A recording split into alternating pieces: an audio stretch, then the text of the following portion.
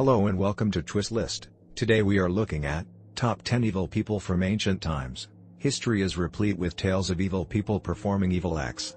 Sadly, they are so many in number that Listverse has been able to feature many top 10 lists of evil humans, men, women, and even children. This list looks at 10 people from history who were especially cruel and who, in many cases, are remembered for that reason alone.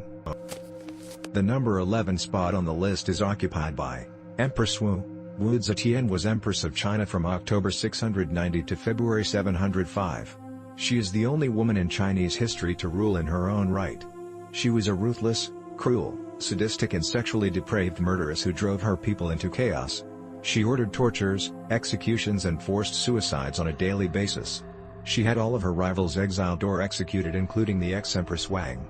She also had members of her family executed, including her niece, nephews, and killed her newly born daughter. Other family members were exiled, including her sons, in which one was eventually ordered to commit suicide. Wu had thousands of her people poisoned, strangled, mutilated, burned and boiled alive. Others had their noses, ears, feet and legs cut off. She died in December 705 at age 81. At number 10 we have Qin Shi Huang. Qin Shi Huang was the first emperor of China from 221 BC to 210 BC. He was paranoid, brutal, cruel and sadistic. He improvised and massacred his people. In his first year in power, over 120,000 families were forced to relocate from their homes. He burned almost all books and writings in China and had hundreds of scholars beheaded and buried alive. He improvised his people, farmers in particular, by raising taxes. At one point, 1 million men were put to work as forced labor to build 4,700 miles of roads. He created walls and other architects that paved the way for the Great Wall of China. But hundreds of thousands were worked, starved to death and murdered. Qin was obsessed of trying to become immortal. When scientists and scholars failed to find a way, he had 480 of them buried alive. Even in death, he was afraid that he would be attacked.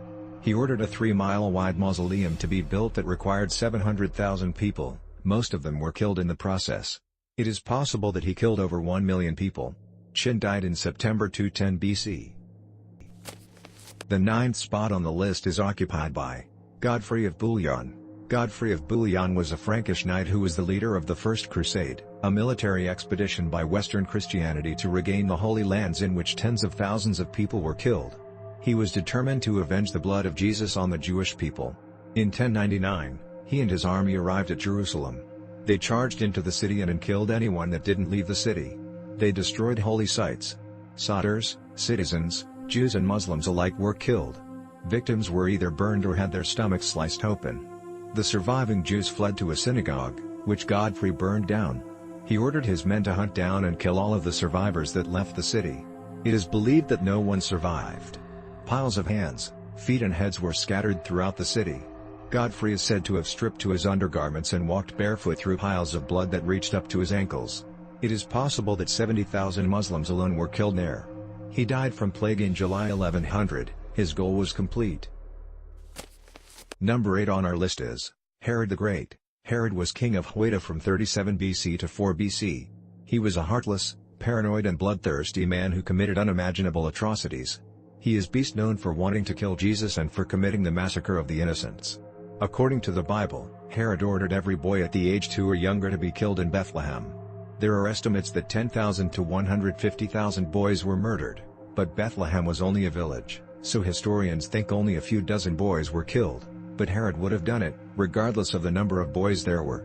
He ordered the deaths of thousands of people, including the high priest, his rivals, grandfather-in-law, mother-in-law, brother-in-law, uncle, wife, 3 sons. One of his sons was killed only a few days before Herod died, and anyone else who he distrusted and thought was a threat to him. But most of his victims were innocent and given false crimes. He would kill anyone to stay in power. Shortly before his death, Herod ordered that the foremost men in Judah should be executed so that his funeral would be marked by a national outpouring of grief. Fortunately, this command was ignored. He died in 4 BC due to illness. His sons also became villains of the Bible. His son, Herod Antipas, killed John the Baptist and was involved in the murder of Jesus. And James, son of Zebedee, was beheaded by Herod Agrippa. At number 7 we have King John. John was king of England from April 1199 to October 1216. He impoverished England, caused the creation of the Magna Carta and inspired the Robin Hood legend. He was a greedy, violent, malicious, cruel, ruthless, lecherous, self-indulgent and callous. He betrayed his friends, father, brothers, wife, and country. He seduced the wives and daughters of his friends and enemies, in which he would produce 12 illegitimate children, and exiled their relatives and parents.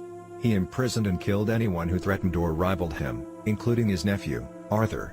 When his men disobeyed him, he would throw them in prison, on a sheet of lead, and starve them to death. He plundered the revenues of the church and ordered every priest, bishop and abbot to leave England. Those that did not suffered the consequences.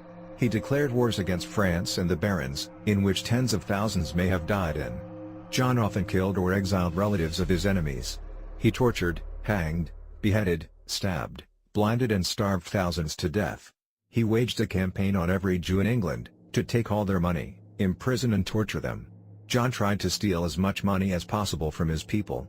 He implemented a huge increase in taxation and merciless exploitations of his feudal prerogatives. He lost almost all of his empire. In fact, when Normandy, England's last possession of France, was seized, John reportedly stayed in bed with his wife as his soldiers were being killed.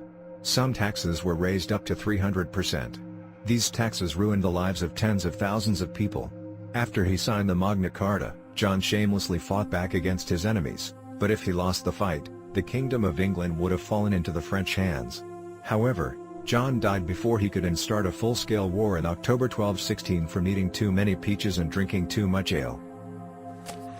Number 6 on the list is Tamerlan the Great. Tamerlan, aka Timur, was a 14th century conqueror of Western, Central and South Asia and the founder of the Timurid Empire and Timurid dynasty. He believed that he was descended from Genghis Khan. He was a cruel, ruthless, heartless and bloodthirsty conqueror who brought terror and destruction to millions. At some places thousands were forced to jump from very high heights. 200,000 surrendered soldiers and civilians were killed in India. There were decapitations of 20,000 citizens in Aleppo, 70,000 in Ifshan, the beheading of 70,000 in Tikrit and 90,000 in Baghdad. On some occasions, he ordered thousands of people to die of slow suffocation. Huge towers made from his enemies' skulls were built for him to look at with satisfaction. People were often decapitated, burned, stabbed, dismembered and buried alive. He killed 15 to 20 million people.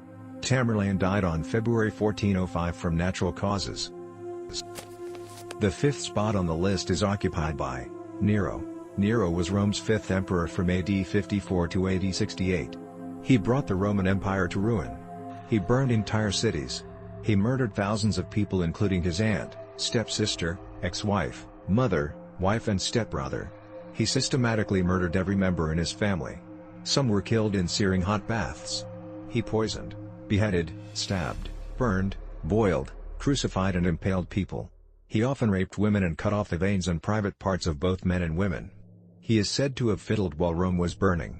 The Great Fire killed many of Rome's citizens and left hundreds of thousands destitute. Though Nero probably started the fire, he blamed it on the Christians. Thousands of Christians were starved to death, burned, torn by dogs, fed to lions, crucified, used as torches and nailed to crosses.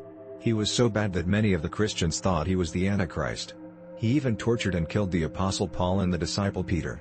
Paul was beheaded and Peter was crucified upside down. Nero committed suicide when he realized he was losing the rebellion and his life was in danger. Number 4 on the list is Caligula. He was Rome's third emperor from AD 37 to AD 41. He was wild, sadistic, extravagant, with a penchant for sexual adventures. In the first 3 months in his reign of terror, over 160,000 animals were sacrificed in his honor. He later got a brain fever that made him mentally ill. He then believed he was a god. Under Caligula, the law became an instrument of torture. He believed prisoners should feel a painful death. He began to brutally murder for fun. He would kill his opponents slowly and painfully over hours or days. He decapitated and strangled children.